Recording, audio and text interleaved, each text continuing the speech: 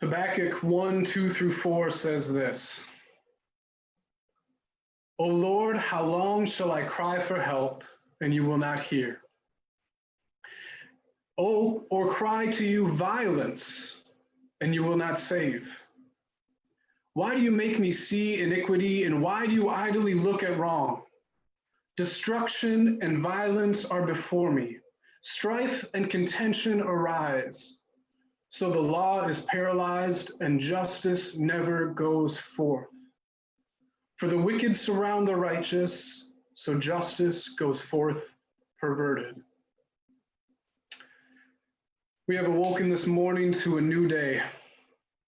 We have finished our second night of sleep after having a mandatory curfew from 8 p.m. to 6 a.m.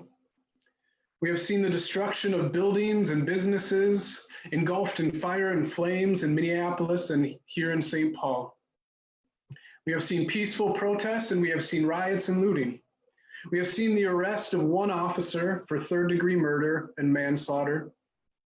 We have seen fear come over our neighborhood, our city, and our nation. But what is it that we haven't seen? It has been less than a week since George Floyd was brutally killed by the Minneapolis police. It has been less than a week since George Floyd uttered the words, "I can't breathe." It has been less than a week since his cries for his mother fell on deaf ears. It has been less than a week since George Floyd had his final breath taken from him. What haven't we seen? Justice. Justice has not been seen, nor has it been heard. Because as the prophet has said, justice has gone forth perverted. Justice has been distorted to look like the laws of a land that has been plagued by systems of white supremacy at its foundation, so that it says that the standard for living and justice is bound in whiteness, which prefers order over justice. Justice has been distorted because these peaceful protests and these riots that we don't condone but understand didn't originate from nothing.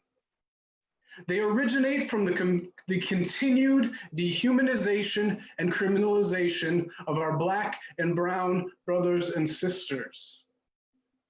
It was only 3 weeks ago that we saw the video of Ahmaud Arbery's extrajudicial killing.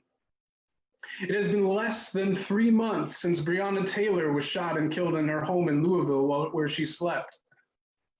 It has been a little over 3 years since Philando Castile was sitting in his car on what should have been a routine stop. Justice has been distorted because a hashtag sits next to George Floyd's name instead of him sitting next to his beloved family and community this morning. We lament.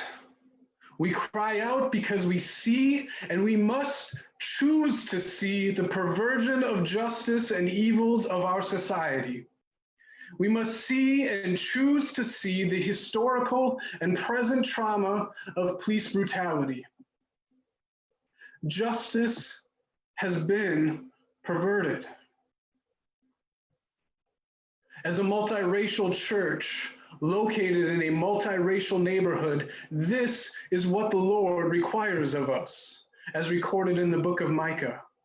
We are to do justice, to love mercy, to walk humbly with our God.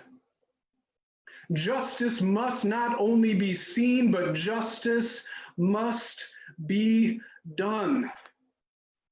Justice is the precursor to peace and is the process of restoring that which is broken to wholeness. As Dr. Cornel West so eloquently stated, justice is what love looks like in public.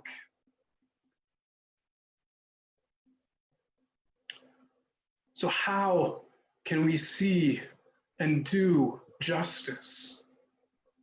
We will see and do justice by seeking the arrests and conviction of all 4 police officers involved in George Floyd's death. We will see and do justice by cleaning up our neighborhood and our streets where destruction and violence tried to reign. We will see and do justice by feeding our neighborhood with our businesses and grocery stores boarded up and with our public transportation at a halt. We will see and do justice when we seek to eradicate all forms of racism, police brutality, and white supremacy until we no longer have to say Black Lives Matter or find another hashtag next to another name, because we will have seen and believed that all people bear the image of God and are valued by our Creator. We will see and do justice as we cry out, St. Paul Fellowship, cry out publicly, cry out in your homes right now with a loud voice, lamenting the perversion and distortion of justice and praying to our God to let justice, his justice, roll down like waters and righteousness like an ever-flowing stream. Church, may we be the ones to do justice. May we be the ones to love mercy. May we be the ones to walk with humility, because all people need to see and know the love of Jesus in public. Amen.